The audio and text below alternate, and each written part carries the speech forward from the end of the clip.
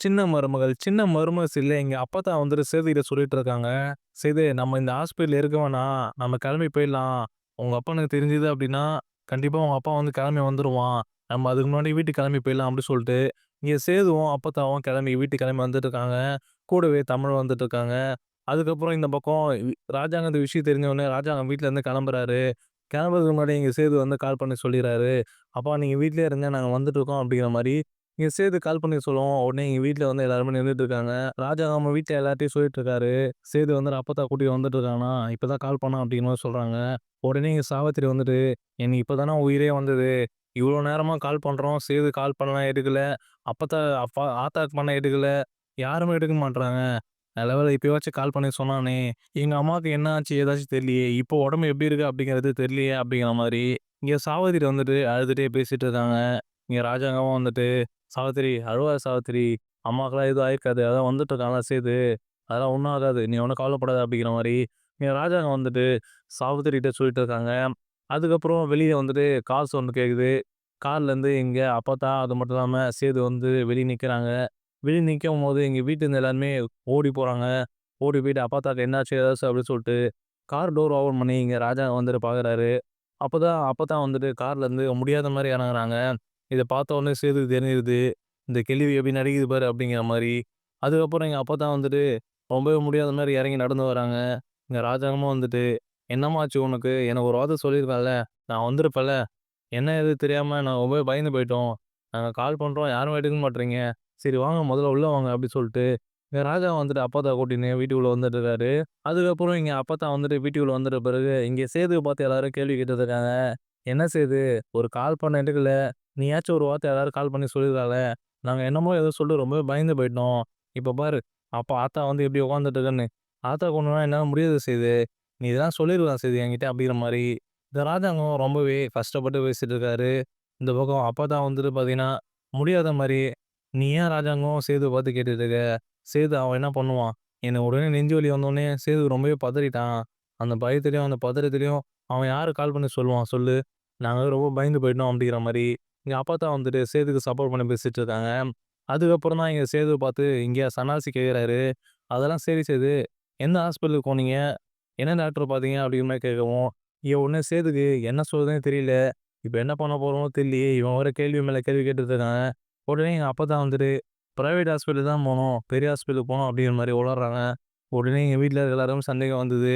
இந்த பக்கம் ஈஸ்வரியும் வந்துட்டு, "அது என்ன பிரைவேட் ஹாஸ்பிட்டல், பெரிய ஹாஸ்பிட்டல் அப்படின்னுங்கிறீங்க" அப்படிங்கிற மாரி. இங்க ஈஸ்வரி வந்துட்டு சந்தேகப்பட்டு கேட்கவும், உடனே எங்க அப்பத்தாக்கு என்ன சொல்றதுன்னே தெரியல. "அதுவா? எனக்கு பதட்டமா இருக்குல்ல, அதான் அப்படி சொல்லிட்டேன். பிரைவேட் ஹாஸ்பிட்டல் தான் போணும்" அப்படிங்கிற மாரி எங்க அப்பா சொல்லிர்றாங்க. உடனே சேதுக்கு என்ன பண்றதுன்னே தெரியாம திடு திருன்னு முழிச்சுட்டு இருக்காரு. அதுக்கப்புறம் எங்க ராஜா வந்துட்டு, "சரி விடு சேது. எல்லாம் ஆத்தா நல்லா இருந்தா சரி. இப்ப என்ன சொன்னாங்க அப்படிங்கிறது உனக்கு தெரியாதா டாக்டரு? டாக்டர் என்ன சொன்னாங்க? அது என்ன சொல்லு" அப்படிங்கிற மாரி ராஜாவ சேதுவ பார்த்து கேட்கவும், உடனே எங்க அப்பத்தா, "அதெல்லாம் கேட்காத ராஜா நீ அவன்ட்ட. அவன் ஏற்கனவே ஒரு மாரி பதட்டத்துல இருக்கான். அவன் என்ன பண்ணுவான்? நீ அதெல்லாம் கேட்காத" அப்படிங்கிற மாரி எங்க அப்பத்தா பேசி மழுப்புறாங்க. அதுக்கப்புறம் இங்க ராஜாங்க வந்துட்டு அப்பத்தா பார்த்து விசாரிக்கிறாங்க. "இப்போ உனக்கு எப்படி ஆத்தா இருக்கு? எதனா வலி இருக்கா? என்ன பிரச்சனை உனக்கு?" அப்படின்னு கேட்கும்போது, இங்க அப்பதான் வந்துட்டு, "எனக்கு ஒண்ணும் இல்ல ராஜா. நான் இப்போதைக்கு நல்லா தான் இருக்கேன். என்ன ஒண்ணு, ஒரு வாரத்துக்கு வந்து டெய்லி ஹாஸ்பிட்டலுக்கு மட்டும் வந்துட்டு போ சொன்னாங்க. ஒரு 9 மணி ஆகுது. அதெல்லாம் ஒண்ணும் பிரச்சனை இல்ல. நான் சேது கூட்டிட்டு 9 மணிக்கு டெய்லி போயிட்டு வந்துர்றேன் ஹாஸ்பிட்டலுக்கு." அப்படிங்கிற மாரி எங்க அப்பத்தா சொல்லவும், அப்பதான் இங்க சேதுக்கு மனசுக்குள்ளேயே போகுது. "இங்க பாரு கேள்வி என்னென்ன பண்ணுது பாரு. இந்த ஒரு வாரத்துக்கு இந்த தமிழ்ச்செல்வி எக்ஸாம் எழுத கூட்டிட்டு போணும்னு சொல்லிட்டு, இங்க ஹாஸ்பிட்டலுக்கு போற மாரி சாக சொல்லிட்டு இருக்கு. என்னடா பண்றது இப்ப என்ன அப்பத்தா?" அப்படிங்கிற மாரி இங்க மனசுள்ளயே இங்க சேது நெனச்சிட்டு இருக்காரு. இந்த பக்கம் தமிழுக்கும் என்ன புரியல வந்து என்னன்னே, ஒரு சைடு தமிழ் திரு திருன்னு முழிச்சுட்டு இருக்காங்க. அப்பதான் வந்து நம்ம கோர்ஸ் என்னென்னலாம் பண்றாங்க அப்படிங்கிற மாரி ஒரு சைடு வியப்பா வந்து தமிழ் பார்த்துட்டு இருக்காங்க. இந்த பக்கம் இதெல்லாம் ஒரு பக்கம் போயிட்டு இருக்கு. ஆனா ஈஸ்வரிக்கு நடந்தது எதுவுமே நம்புற மாரி தெரியல. ஈஸ்வரி சந்தேகமாவே இருக்காங்க. அதுக்கப்புறம் தான் இவங்க சந்தேகப்பட்டுட்டு இருக்க, இந்த பக்கம் ராஜாகாந்த் வந்துட்டு எஸ்பிட்ட இருந்து கால் வருது. எஸ்பிட்ட இருந்து கால் வரும். இங்க ராஜாங்க வந்துட்டு கால் அட்டெண்ட் பண்ணி பேசுறாரு. அப்பதான் எஸ்பி சொல்றாரு, "இந்த மாரி உங்க பையனும் உங்க அம்மாவும் எங்க இருக்க விசாரிக்க சொன்னீங்கல்ல, நாங்க விசாரிச்சோம். அவன் கடைசியா வந்துட்டு நீங்க வந்துட்டு போனீங்கல்ல, அந்த ஸ்கூலுக்கு தான் வந்திருக்காங்க. அது மட்டும் இல்லாம அவங்க மருமக இருக்காங்க. அவன் வந்து அந்த எக்ஸாம் எழுத வந்திருக்கானாம். அதுக்கு இவங்களும் வந்து கூட வந்திருக்காங்க. அதுல கேமரால வந்து நாங்க பார்த்துருக்கோம்." அப்படிங்கிற மாரி இங்க எஸ்பி வந்துட்டு ராஜாங்க சொல்லவும், இங்க ராஜாங்கத்துக்கு பகீர்னு தூக்கி போட்டுருது. "என்ன சொல்றீங்க சார்? எங்க வீட்ல இருக்காங்க. இப்ப என் பையனும், எங்க அம்மாவும். அவங்க எப்படி வந்திருப்பாங்க? அதான் நான் வந்துட்டேன். நான் யாரையுமே பார்க்கலையே" அப்படிங்கிற மாரி சொல்லவும், அப்பதான் எங்க எஸ்பி வந்து சொல்றாரு, "உங்க மருமக தான் எக்ஸாம் ஹால்ல உட்காந்து எழுதிட்டு இருந்தாங்க. அப்ப அவங்கள நீங்க சரியா பார்க்கல. அவங்க நீ வந்துட்டு போன கிளாஸ்ல தான் அவங்களும் உட்காந்துட்டு இருந்தாங்க." அப்படிங்கிற மாரி எங்க எஸ்பி வந்துட்டு ராஜாங்க சொல்லவும், இங்க ராஜாங்கத்துக்கு ரொம்பவே கோவமாவுது. இவங்க எப்படி தமிழ கூடிய எக்ஸாம் எழுத போயிருப்பாங்க. அது மட்டும் இல்லாம சேது, தமிழ் இவங்க எல்லாருமே போயிருக்கேன் அப்படிங்கிற மாரி எஸ்பி சொல்றாரு. இவங்க ஹாஸ்பிட்டல் தானே போயிருந்தாங்க அப்படிங்கிற மாரி என் ராஜாங்கத்துக்கு ஒரு சைடு ஓரமா இருக்கு. அதுக்கப்புறம் எங்க ராஜாங்கமும் அப்பத்தா பார்த்து கேட்குறாங்க. "அப்பத்தா அன்னைக்கு காலையில ஹாஸ்பிட்டல் தானே போனேன். ஏன்னா ஸ்கூலுக்கு என்ன போனியா?" அப்படிங்கிற மாரி என் ராஜாங்கம் அப்பத்தா பார்த்து கேட்கவும், உடனே எங்க அப்பத்தாக்கு ரொம்பவே பதட்டமாயிடுது. இவனுக்கு எப்படி தெரியும் நம்ம போனது? யார் சொல்லியிருப்பா? அப்படிங்கிற மாரி. உடனே எங்க அப்பத்தா வந்துட்டு, "நான் எதுக்குடா ஸ்கூலுக்கு போறேன்? எனக்கு என்னடா அங்க வேல?" எனக்கு காலையில நெஞ்சு வலி வந்தது.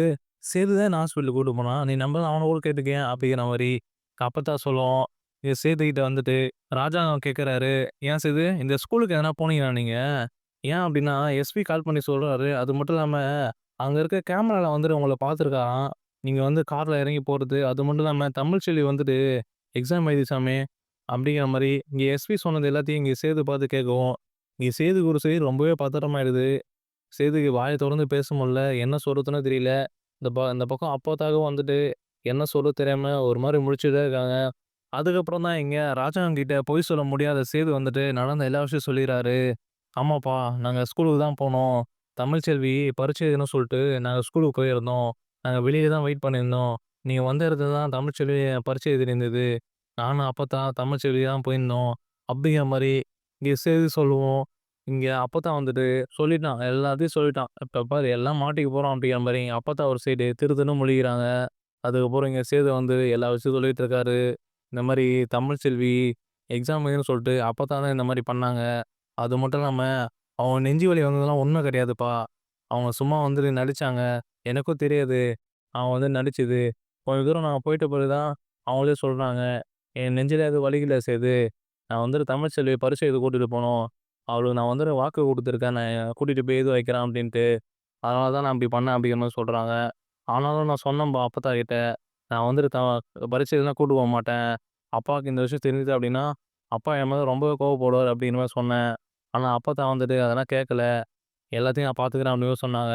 அதனால தான்ப்பா நானும் கூட போயிட்டேன் அப்டிங்கிற மாரி இது சேது சொல்றாரு. உடனே ராஜாங்கம் அப்பத்தா பக்கம் திரும்புறாரு. அப்பத்தா பக்கம் திரும்பும்போது எங்க அப்பத்தாக்கு என்ன சொல்றதே தெரியாம நின்னுட்டுருக்காங்க. "ஆமா ராஜாங்கம், நான் என்ன பண்ண முடியும்? உன்ன எலக்ஷன் ஜெயிக்க வச்சது தமிழு. அவளுக்கு ஏதாவது பண்ணணும்னு எனக்கு தோணுச்சு. அவ என்கிட்ட வந்து ஒரு வாக்குறுதி கேட்டா. இத பண்ணுவியா? பண்ண மாட்டேன்னா சொல்ட்டு. நானும் என்னன்னு கேட்டேன். என்ன பரீட்சை எழுத கூட்டிட்டு போவீங்களா? மாட்டீங்களா? அப்டின்னு மாரி கேட்டா. சரி நானும் கூட்டிட்டு போறேன் அப்டின்ட்டேன். இது ஒரு நல்ல விஷயம் தானே! இதுல என்ன தப்பு இருக்கு? நான் குடுத்த வாக்க நான் காப்பாத்தணும். அதனால நான் அவள கூட்டிட்டு போனேன். எனக்கு வேற வழி தெரியல. வேற யாரும் வீட்ல கூப்பிட்டாலும் யாரும் வரமாட்டீங்க. அதுதான் எல்லாரையும் கோவிலுக்கு அனுப்பிச்சுட்டு நானே கிளம்பி போயிட்டேன். அப்டிங்கிற மாரி எங்க அப்பத்தா சொல்றாங்க. அப்பத்தா ஒரு சரி பேசி சமாளிக்க, இந்த பக்கம் ஈஸ்வரி வந்துட்டு, "அது எப்டி? இந்த வீட்டுக்கு ஆவாதவ, வீட்டுக்கு வெளியில இருக்கவ, நீங்க எப்டி பரீட்சை எழுத கூட்டிட்டு போலாம்? அதுவும் மாமாவுக்கு தெரியாம இந்த விஷயம் பண்ணியிருக்கீங்க. இதெல்லாம் உங்களுக்கு தப்பா படலையா? இதுவே எங்கள்ல யாராவது பண்ணியிருந்தா, சும்மா விட்டுருவீங்களா மாமா நீங்க?" அப்டிங்கிற மாரி ராஜாங்கத்த பார்த்து ஈஸ்வரி கேட்கறாங்க. இங்க ராஜாங்கத்துக்கு அப்பத்தா இந்த மாரி பண்ண விஷயத்த தெரிஞ்ச உடனே, அப்பத்தாவுக்கு போய் என்ன பண்ண போறோம்? அப்டிங்கிற மாரி திரு திருன்னு முழிச்சுட்டு இருக்காங்க. அதுக்கப்புறம் எங்க ராஜாங்கமும் வந்துட்டு, "ஏன் அப்பத்தா இப்டிலாம் பண்ணிட்டு இருக்க? உனக்கு தெரியாதா என்ன பிரச்சனை?" அப்டின்ட்டு. "இதோ நீ யாருக்கு போய் உதவி பண்ணியிருக்க? தமிழ்ச்செல்விக்கு உதவி பண்ணியிருக்க. அவன் என்ன பிரச்சனை? என்ன பண்ணான்? அப்டிங்கிறது உனக்கு எல்லாம் தெரிஞ்சு தான் அப்டிலாம் பண்ணிட்டு இருக்கியா? அதே மாரி தான் அன்னைக்கு வந்துட்டு அவளுக்கு ஆதரவா வந்து என்கிட்டயே பேசிட்டு இருக்க. நான் அதனால தானே உன் மேல கோவப்பட்டு போனேன். நீ திருப்பி இந்த விஷயத்த பண்ணியிருக்க. நான் உன் மேல கோவப்படாம அப்டிங்கிறது உனக்கு தெரியலையா ஆத்தா?"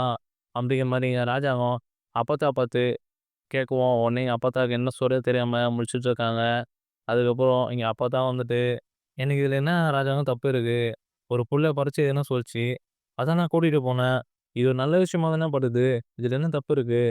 நம்ம வீட்ல இருக்க ஒரு பொண்ணு தானே அவளும். என்னதான் நம்ம வீட்ல இருக்க எல்லாருக்கும் அவ மேல கோவம் இருந்தாலும், அவளும் இந்த வீட்ல ஒரு பொண்ணு தான். என் பேரன வந்து அவ பொண்டாட்டி.